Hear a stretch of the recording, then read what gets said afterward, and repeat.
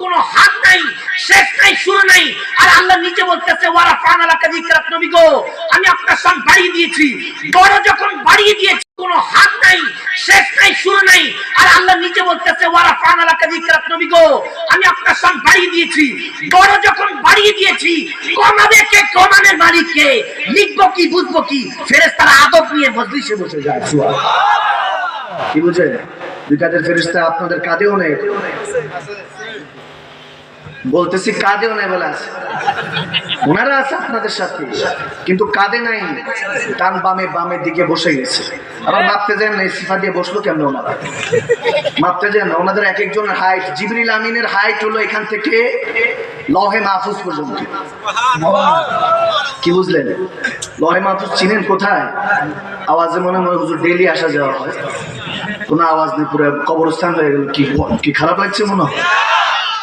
অনেক লম্বা। হযরত মিকা আলাইহিস সালামের মাপের কথা এরকম এসেছে হাদিসে নববীতে। হযরত আমিরে হামজা রাদিয়াল্লাহু তাআলা, নবীজির চাচা, একদিন বললেন যে ইয়া রাসূলুল্লাহ, মাঝে মাঝে জিবরিল যে আসে একটু দেখতে চাই, কেমন দেখতে, কেমন জিবরিল? আমার হুজুর মুচকি হাসি দিয়ে বললেন যে চাচা যান, অনেক বড়, দেখতে পারবেন না। বলে একদিন কাবার সামনে একটু দাঁড়াইতে বলেন, একটু দেখে নিব আর কি, এক ঝলক। এরকম হাদিসে এসেছে, বোঝানোর জন্য বলছি। জিবরিল আমিন শুধু একটা পায়ের কায়নাঙ্গুল একটু দেখেছেন আমির হামজা রাদিয়াল্লাহু তাআলা। আসাদুর রাসূল বলা হতো, নবীজির সিংহ। সুবহানাল্লাহ। একজন তো আসাদুল গালিব, আসাদুল্লাহ, আল্লাহর সিংহ, সেটা কোথা আলী। আর নবীজির সিংহ বলা হতো, আসাদুর রাসূল বলা হতো তেনার চাচা যান হযরত আমির হামজা সুবহানাল্লাহ রাদিয়াল্লাহু তাআলা। জিবরিল আমিনের শুধু কায়নাঙ্গুল দেখছেন, কায়নাঙ্গুল দেখে ওখানে ফিট খেয়ে গেছে। বলে হুজুর শুধু কায়নাঙ্গুল দেখলাম, মনে হচ্ছে এটা এত বড়। ওনার তো পা থেকে শুরু করে এত। বলতেছে পরে জিবরিল আমিন তেনাকে আমার হাবিব, আমার রাসূলের পাক সাল্লাল্লাহু আলাইহি ওয়াসাল্লাম হুকুম দিলেন একটু মানব সুরতে আসতে। তো উনি প্রায় সময় দাইয়াতুল কলবি রাদিয়াল্লাহু তাআলা, এক সাহাবা ছিলেন, তেনার অনেক সুন্দর সাহাবা, তেনার সুরতে আমার নবীর কাছে আসতেন। বারহাল এটা অন্য বিষয়। তো ফেরেশতারা অনেক বড়, অনেক বড়, এটা আপনার হিসাব করবেন না।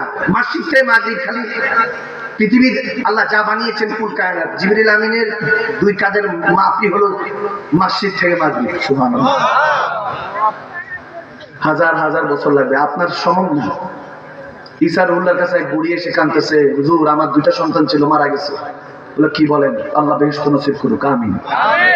পড়েছেন ইন্নালিল্লাহ, পড়ার পরে বলছে বয়স কত ছিল? বলে বড় ছেলের বয়স 400, ছোট ছেলের বয়স 350।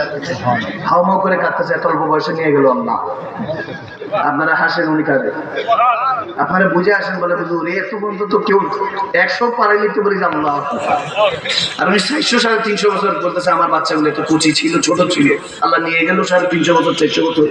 আর একটু একটু দিলে কি হইতো?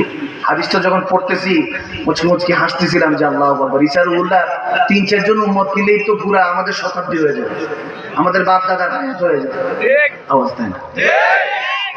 ঈসা রুহুল্লাহ চোখের পানি ছেড়ে বলতেছেন, হায় আম্মা, তুমি বলতেছো তোমার ছেলে দুইজন নিয়ে গেছে, বড় ছেলে মেজর ছেলে নিয়ে গিয়েছে আল্লাহ 400 350 বছর, 750 বছর দুইজনে হায়াত পেয়েছে, অথচ আখিরি জামান নবীর উম্মতরা 50-60 বছর গড়ে হায়াত করে।